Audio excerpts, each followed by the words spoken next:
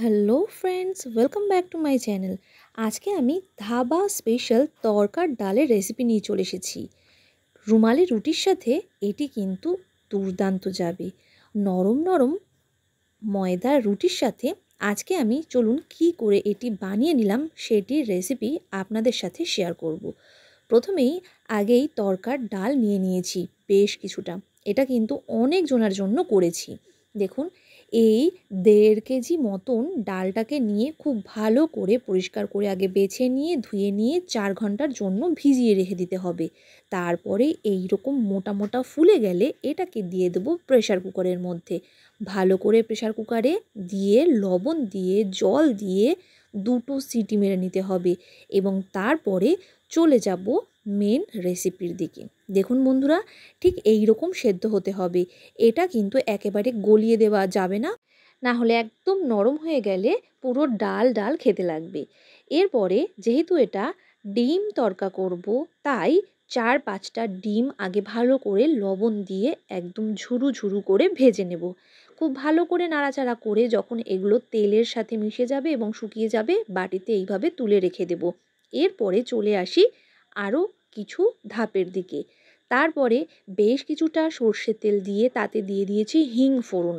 এরপরে এখানে বেশ কিছুটা দিয়ে দিয়েছি রসুন কুচি। তারপরে শুকনো লঙ্কা 2টো ছিঁড়ে দিয়েছি। পেঁয়াজ দিয়েছি প্রায় 2 বাটি মতন। এখানে আমি 4টে বড় বড় পেঁয়াজ নিয়েছি। এরপরে 2টো টমেটো আমি এর মধ্যে কুচি করে দিয়ে দেব এবং খুব ভালো করে নাড়িয়ে চাড়িয়ে নিতে হবে।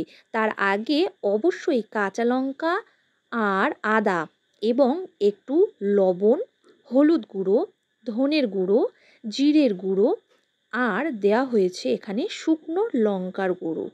এই সমস্ত উপকরণগুলোকে খুব ভালো করে নাড়িয়ে চাড়িয়ে নিতে হবে। এটা একটু সময় সাপেক্ষ ব্যাপার। যেহেতু এই রেসিপিটা অনেকজনের জন্য করা হচ্ছে, তাই কিন্তু এই মশলাগুলো সেদ্ধ হতেও সময় লাগবে।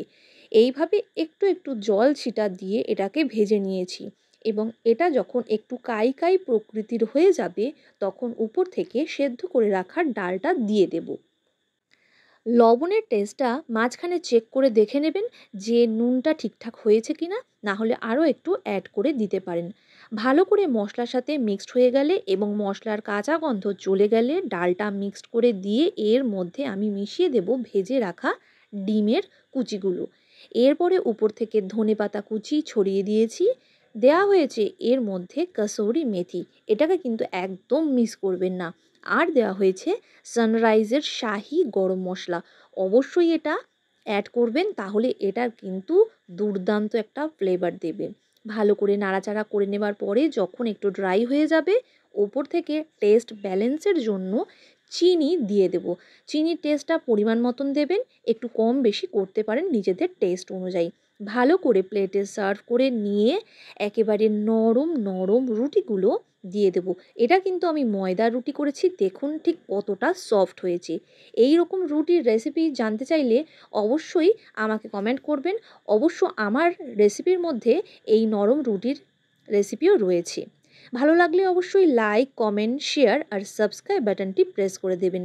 পেঁয়াজ আর কাঁচা লঙ্কা দিয়ে এটার যা টেস্ট, জাস্ট অসাধারণ।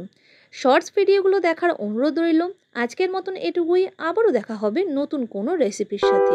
So bye bye friends.